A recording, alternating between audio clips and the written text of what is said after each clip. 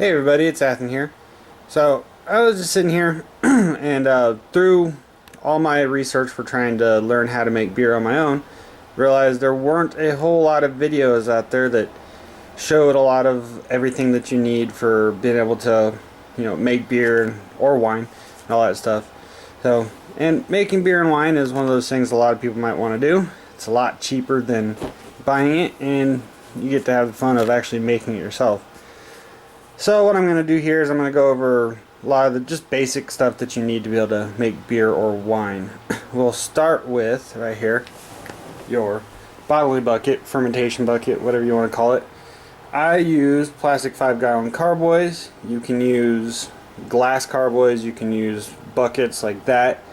Pretty much anything you want. You can do it as small as you want, as big as you want. You could even use like 1-gallon juice containers for it. But you just want to make sure you have something to put your stuff in while you ferment. So another thing that you'll need, especially for a while making beer, is your kettle. That right there is a 3-gallon kettle. You should probably use, depending on how big a batch you're using, if you're trying to do 5-gallon batches, a 6-gallon kettle would be best, but I use 3 gallons. Another thing that you're going to want is this right here. This is what would be known as a racking cane. That's essentially for being used to siphon with. So what that's used for is what's called racking. When you go through making wine or beer at the end of your primary fermentation, you want to take your beer or wine out of your primary fermenter and transfer it into a secondary fermenter, so you're getting it off your lees or your rice cake at the bottom of the fermenter, which will show up there. Other things you'll want a large spoon that can be sanitized. So we got a big plastic spoon here for being able to stir inside of our kettle for cooking. Another thing you're going to want for beer making, at least when you're done getting ready to bottle, is you have a bottle capper right there.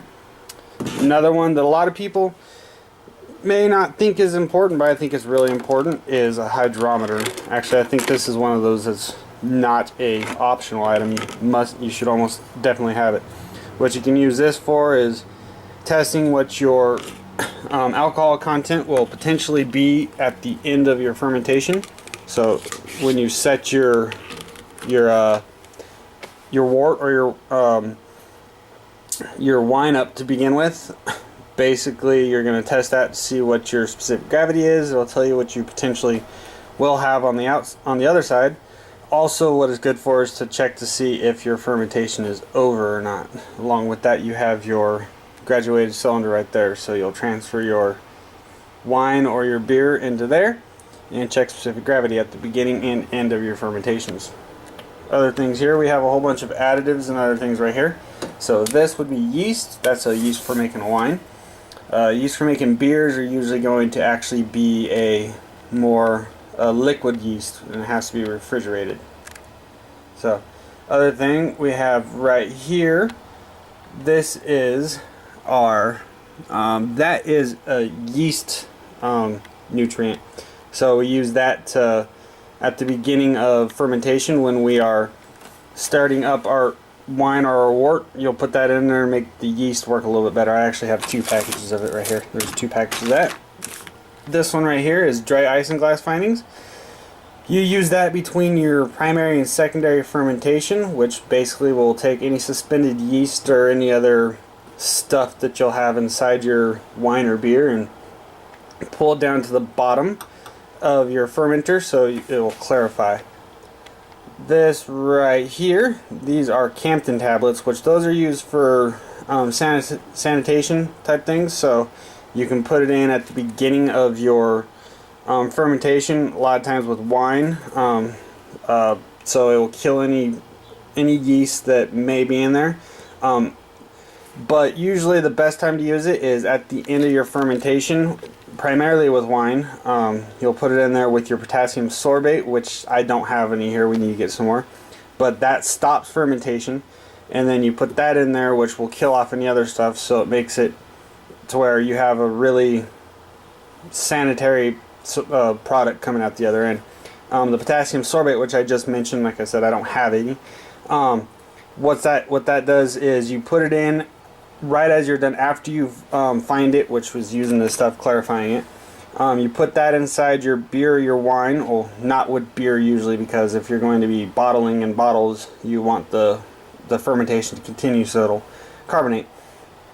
But in a wine, you'll put that in there, and what it'll do is it doesn't actually stop fermentation immediately. What it does is it prevents the yeast from continuing to reproduce and continuing fermentation. So it'll still ferment for a couple days afterwards, maybe a day, and then it'll stop fermenting. These right here, these are used for bottling beer. Those are carbonation drops. Basically, it's just a sugar candy, like a rock candy type thing. You can use just corn sugar, but basically what it is a lot of people do a priming solution, which is you mix a certain amount of corn sugar with some water, cook it on the stove for a little bit, and make basically a simple syrup. Dump that into your bottling bucket, which is what this is, and then when you put your beer into your bottles and cap it off, that priming sugar will restart fermentation to carbonate your beer.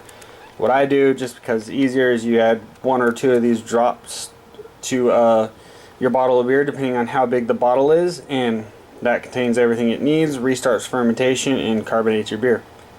Another thing that's really important is a sanitizer. I use Star San, which is a food grade non-rinse sanitizer. Basically, you will clean off your buckets, everything. If it touches your beer or wine, it needs to be sanitized at every single step of the thing.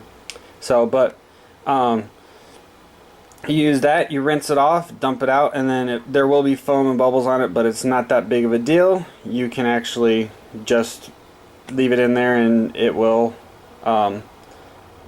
be fine.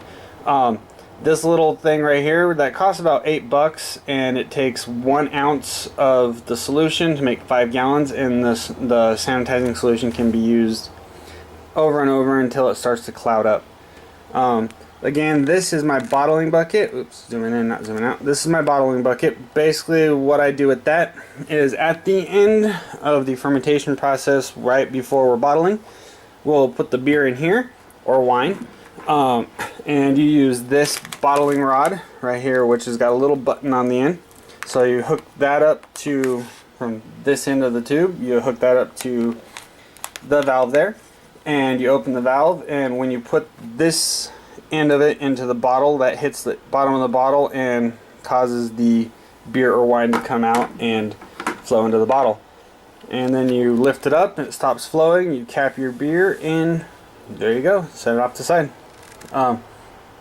So there you go, those are the basic stuff that you will need for being able to make beer, and you can make some pretty good beer out of, or wine even, out of this stuff. And speaking of making wine, you can do it as simply as just having some sugar, some juice, any type of bottled fruit juice, and some yeast. That yeast right there costs about $1 a packet. Or you could just use bread yeast. You're not going to get as good of wine, but it'll still make. Alright, well, if you have any questions, just leave them in the comments down below and we'll get back to you. Thank you for watching.